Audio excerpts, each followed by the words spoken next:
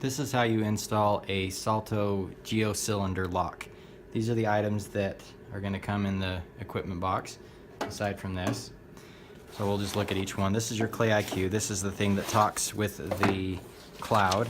You've got an instruction guide here on how it works, but basically all you do is you plug it in and that's it. Now I like to put these underneath the desk or a table or something where they're out of the way and out of sight.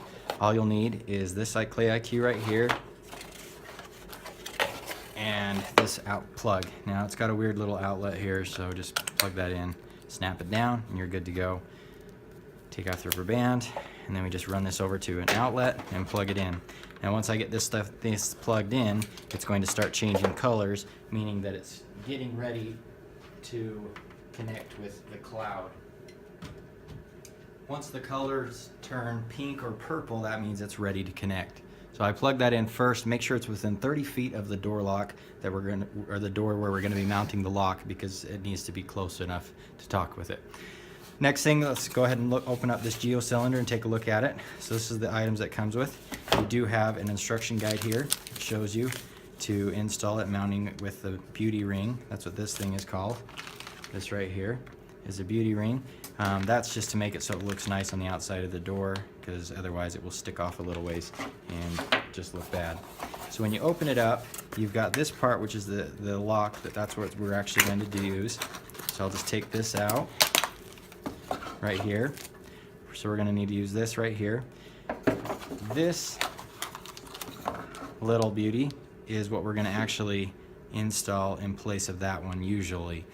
When you take off the existing lock, you'll be able to see something that looks similar to this, except it's got a keyhole right here. And then when you take it off though, you'll see on the back it's going to have something that looks like either like this or like this.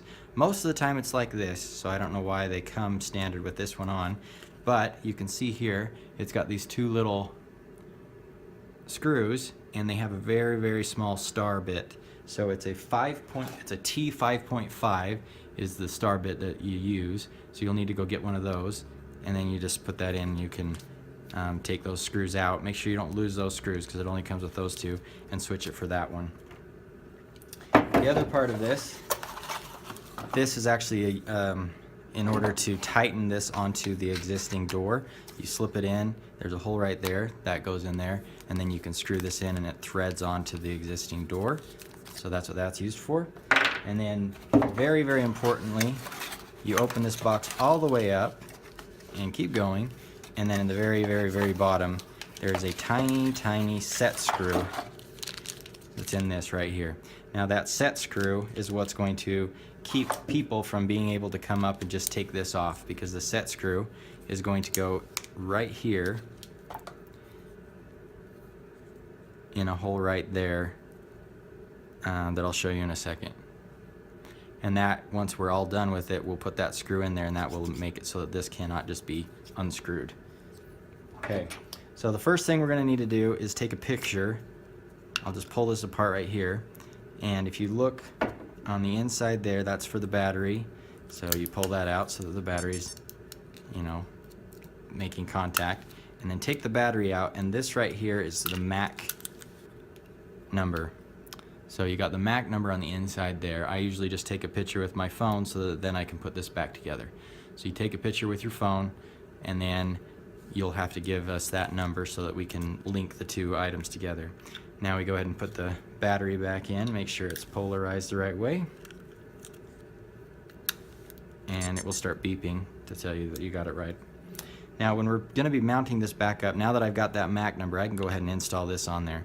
So I'm just going to put this in until it gets the right way, push it all the way down, and then you've got this little shoehorn looking tool. Now this just slides inside of there, and you can see there's little grooves all over.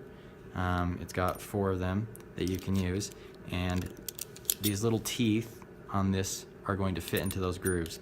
So once you fit those teeth in there, and if you push these two together, then you can slide this until you can see that little hole right there.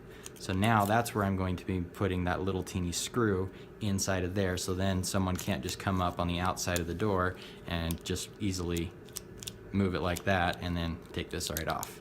So we want to put that screw in there. That's very important. So make sure you get that in there. And then once we've got this switched off, if we need to, we're ready to go ahead and install this. When you're doing the door lock, the first thing that you do is remove this strike plate that will go across here.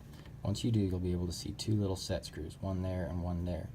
You're going to loosen the set screw that's on the outside of the door, and then you're going to be able to turn that cylinder lock until you get it all the way out.